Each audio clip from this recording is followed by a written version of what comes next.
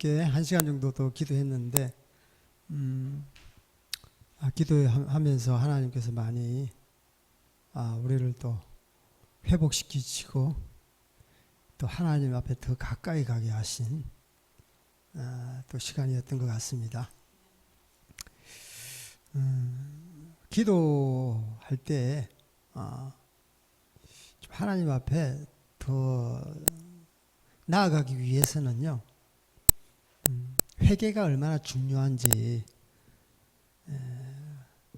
그것에 대해서 좀 나누고자 합니다. 기도 물론 시간도 중요하지만 하나님 앞에 나가면 나갈수록 그 회개가 앞서야 됩니다. 그 회개의 그 정도에 따라서 하나님과의 어떤 친밀함이 있는 거죠. 하나님께 기도하면 기도할수록 어떤 나의 그 뜻이 점점점 희미해지고 결국에는 사라지고, 하나님의 뜻이 처음에는 희미했다가 점점 분명해지고, 바로 이것이 뭐냐 하면 회개가 그 자기의 뜻은 사라지게 하고 하나님의 뜻이 분명해지는, 그래서 분별력이 있다 없다, 그게 바로 기도할 때 우리가 얼마나 철저히 주님 앞에 내 자신을 주님 앞에 회개하는가. 그래서 저를 통해서 하나님께서 사용되기를 원합니다. 그것이 우리의 기도 제목입니다. 그것이 우리의 기도 제목이에요. 내가 하나님의 뜻대로 사용받기를 원합니다.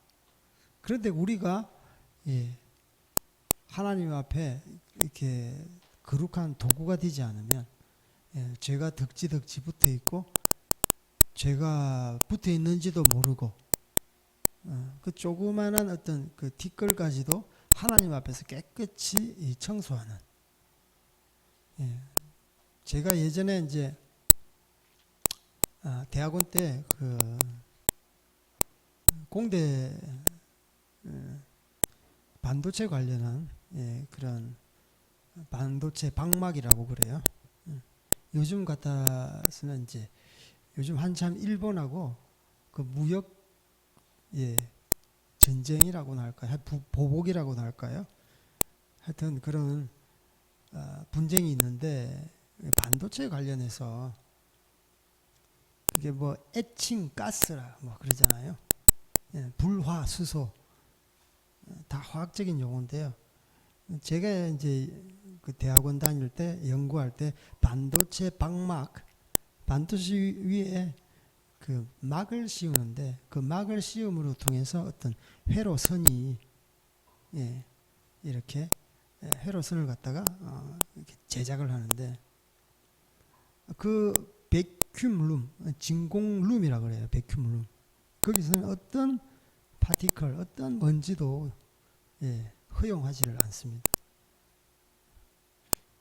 그래서 그때만이 방막할 때 정착이 되는 건데, 어떤 미세한, 머리카락은 아주 큰 거고요, 아주 미세한 먼지도 용납하지 않는.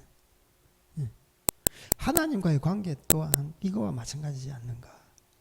하나님 말씀이 다 이렇게 우리 마음판에 정착, 방막, 그 회로선을 그리는데 정착이 되는데, 여러 가지 이물질이 이렇게 맞거나 함께 이렇게 그 막에 씌워진다면, 그 회로선이 하나님의 말씀의 어떤 길이라면 회로선이 제대로 자리 잡히지 않는다는, 제작되지 않는다는 거예요. 제대로 설계가 구현되지 않는다는 거예요. 그래서 반도체 집적 회로는 조그만, 근데 뭐 이렇게 우리의 동네 도서관이 다 들어간다고 그러잖아요. 모든 어떤 그 지적인 정보가. 지금은 데이터 시대인데요. 데이터 시대의 어떤 중요한 핵심 부품이 반도체잖아요.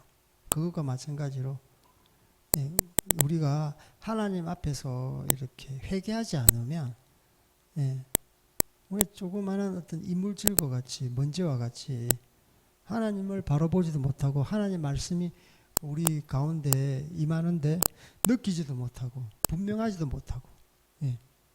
늘 그냥 예. 종교적인 어떤 생활 예. 종교적인 유전에 갇혀서 그렇게 하면 새롭지 않아요. 뭐 20년 뭐 30년 다닌다고 해서 예. 짧게 1, 2년 다니는 사람하고 비교했을 때 나아지지 않는 것을 우리는 많이 보게 됩니다. 바로 그것은 하나님의 관계 가운데 늘 이렇게 매너리즘에 빠진 그게 바로 죄라는 겁니다. 예. 매너리즘 그게 굉장히 무서워요. 예. 사람이 새로워지지 않는다는 거예요. 그게 뭘까요? 바로 인간이 타성에 젖은 죄입니다. 죄입니다. 기도해도 안 되더라. 예. 늘 이게 하나님 앞에서 어떤 종교인으로서 전락해서 뭐 나의 한계는 여기까지 하나님의 한계도 여기까지 그래서 적당한 선에서 타협해서 그냥 예, 구원 정도 받고 살자 이런 수준에서 타협해서 하는데 더 앞으로 나아가지는 않는 거예요. 더 그 심해 예. 그 에스겔서에 보면 그죠 물이 이렇게 저기 성문에서 이렇게 물이 스며들면서 나오잖아요. 그러면 처음에는 이 발목, 무릎, 허리 이렇게 해서 이제는 우리가 기동할 수 없을 정도 물이 우리를 압도하잖아요. 예. 그래서 거기서 하나님께서 그 말씀의 그 물, 예. 그 하나님의 어떤 그 강력한 성령의 그 대양 속에서 우리가 헤엄쳐서 자유롭게 다녀야 되는데, 예. 어린애처럼 이제는 무릎, 뭐 허리 정도 거기서 이제 만족하고 그냥 물장구 치고 있는 거예요. 하나님께서는 우리를 갖다가 이 큰 예, 대양으로 부르십니다. 심해로 부르세요. 예. 이 애같이 허리에 뭐 무릎에 여러분 수영 잘하시는 분 보면 예, 간에 기별이 갑니까? 예. 우리 애들이 수영 잘하는 물개인데요. 예전에 그 하여튼 2m, 3m 되는 그런 데서 수영을 하다가 뭐 1.7m, 뭐 2m 하니까 간에 기별이 안 간다. 수영할 맛이 안 난다. 그런 말 하더라고요. 그러니까 우리가 믿을 바에야 좀 제대로 믿자. 제대로 믿어서 좀 심해서 거기서 거뜬히 수영하고 거기서 자유자재로 여기저기 헤엄쳐 다니면서 하나님 말씀을 이렇게 먹고 마시고 전파하고 자유롭게 어떤 구애도 받지 아니하고 예. 그래서 정말 우리가 그 말씀의 대양 가운데 빠지려면 우리 자신의 한계가 있는데 그게 바로 죄라는 거예요. 믿음이 없으니까 우리가 죄를 달고 사는 거예요. 믿음이 없는 것은 모든 것이 죄라고 그랬어요. 철저하게 좀 자기가 예, 믿음이 없음을 회개하는 거죠. 철저하게 자기가 죄로부터 타협하지 않는가, 죄를 회개하는 거예요. 예, 계속 반복적으로 고정적으로 짓는 고범죄 같은 거 있잖아요. 하나님 앞에 사생결단하는 심정으로 돌아서야 되는 것이죠. 예, 엄란한 죄, 예, 죄가요, 예, 당당하게 들어오지 않아요. 은밀하게 찾아옵니다. 은밀하게 문을 열어놓고 예, 그 죄와 함께 예, 더불어 먹고 마시는 거죠. 그래서 죄는요, 예, 우리가 사생결단해서 물리치지 않으면 우리가 쉽게 그 죄에 미혹되고 전복됩니다.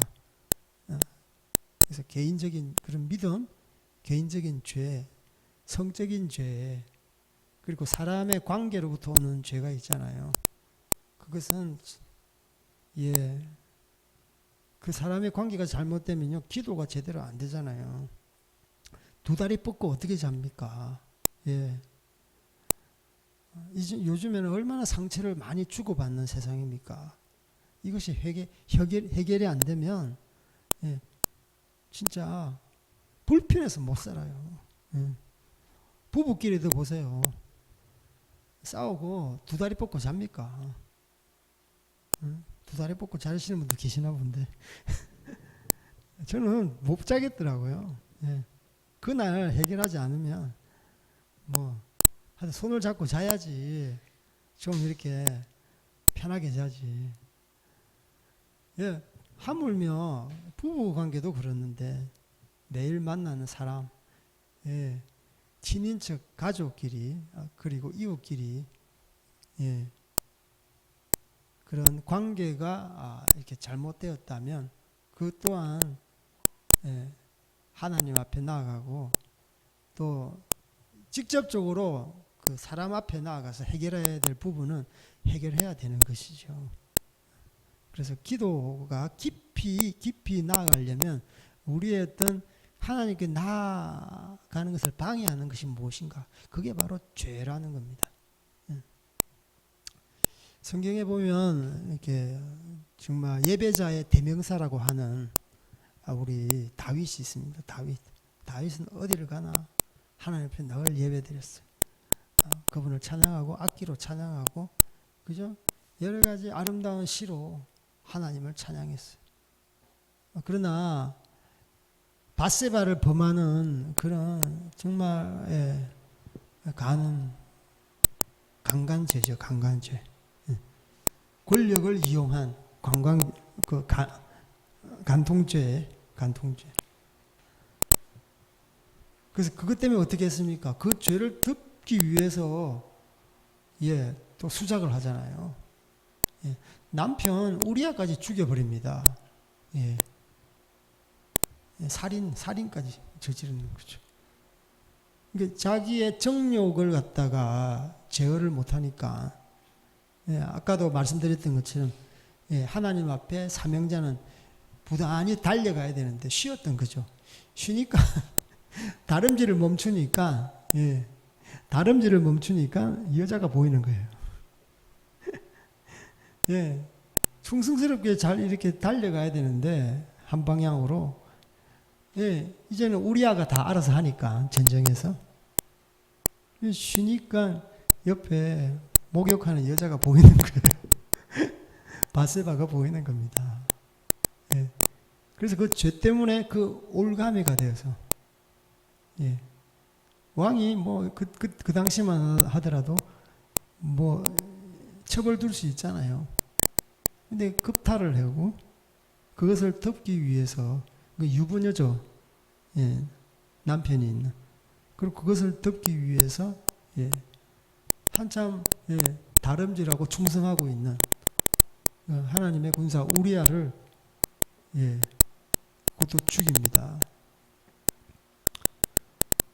그런 진짜 아주 극악한 죄를 범한 다윗은 회개하지 않습니다. 회개하지 않아요. 하나님과의 관계가 정말 막장까지 갔는데 하나님의 관계가 막장까지 갔어요. 죄 지을 거 다 지었어요. 다른 사람 몰라. 자신만 알아요. 그렇잖아요. 몰라요. 그래서 그 죄를 나단 선지자가 깨우쳐 줍니다. 어떤 계시를 통해서. 그래서 그걸 나단 선지자의 말을 듣고 다윗의 반응은 이제는 달라졌어요. 반응은 진짜 회개하는 심령으로 하나님 앞에 철저하게 죄를 갖다가 회개하면서 하나님 앞에 나아갔던 거죠. 이제 그렇게 하면서 지었던 이 시편에 51편이 나와 있는데 진짜 우리가 죄를 지었을 때 이 다윗의 심정으로 하나님 앞에 나아가지 않으면 어떻게 하나님과의 그 친밀한 관계가 이렇게 서겠는가? 우리 51장 한번 찾아보겠습니다. 시편 51장 1절에서 3절. 1절에서 3절 시작. 하나님이여 주의 인자를 따라 내게 은혜를 베푸시며 주의 많은 긍휼을 따라 내 죄악을 지워 주소서. 나의 죄악을 맑게 씻으시며 나의 죄를 깨끗이 제하소서.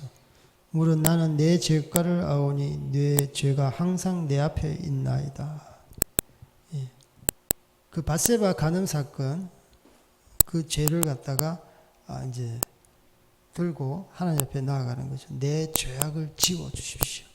내 죄악을 맑게 씻어 주십시오. 깨끗이 제하여 주십시오. 그 죄를 갖다가 지워 주시는 분은 우리 하나님이십니다. 아멘. 분명하게 우리 죄를 가지고 자기 스스로 어떻게 지워 보겠다. 어떤 사람을 통해서 어떤 방법을 통해서 지워 보겠다. 어떤 마인드 컨트롤을 통해서 지워 보겠다. 죄는 지울 수 없습니다. 오직 우리 하나님만이 죄를 사하는 권세가 있습니다. 그래서 우리는 죄를 지었을 때 분명하게 사람 앞에 가야 됩니다. 먼저 하나님 앞에 나가야 돼요. 그래서 그분의 말씀대로 죄를 회개해야 됩니다. 이 말씀대로 죄를 회개해야 돼요. 예. 구체적으로 회개하셔야 돼요. 예. 그냥 두리뭉실하게 하면 안 돼요.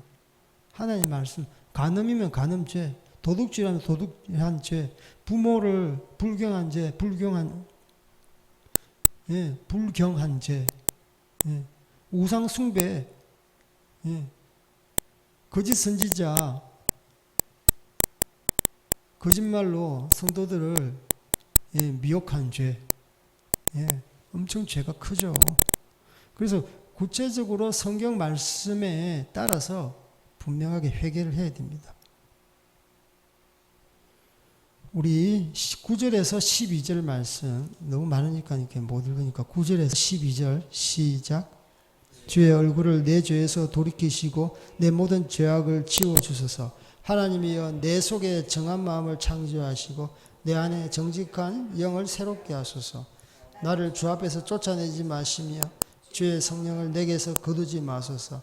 주의 구원의 즐거움을 내게 회복시켜 주시고 자원하는 심령을 주사 나를 붙드소서.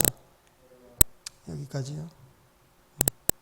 우리 마음과 영혼에 끊임없이 그 인생에 이렇게 녹이 있어요.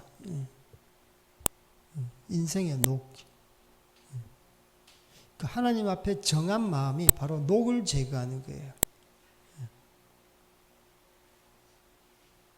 인간의 마음이 부패를 하면 이게 녹입니다. 인간의 마음이 양심에 부패가 하면 양심이 ing화, 화석화돼요. 그게 녹이라는 거예요. 그래서 그 녹을 제거해야 돼요. 원래 우리 하나님 성경 말씀이기 이전에 우리 마음 가운데 마음의 양심이 있습니다. 그 하나님의 말씀으로 지었던 겁니다. 이 말씀으로 지은 이 양심이 타락되니까 겁도 없이 죄를 막 짓게 되는데요. 그래서 정한 마음을 창조하시고 원래 정한 마음을 창조하셨어요. 주님께서. 다윗이 기도를 통해서 다시 재창조되는 게 아닙니다. 여기서 말하는 것은 이미 우리 마음에 정한 마음이 있는데 죄로 인해서 그게 타락됐다는 거예요. 훼손됐다는 거예요. 깨졌다는 거예요. 그래서 다시 한번 정한 마음을 창조해 주십시오. 바로 이것입니다. 우리 모든 사람에게는 이게 마음이 있습니다. 정한 마음. 이 마음이 하나님 창조해 주십시오. 재창조해 주십시오.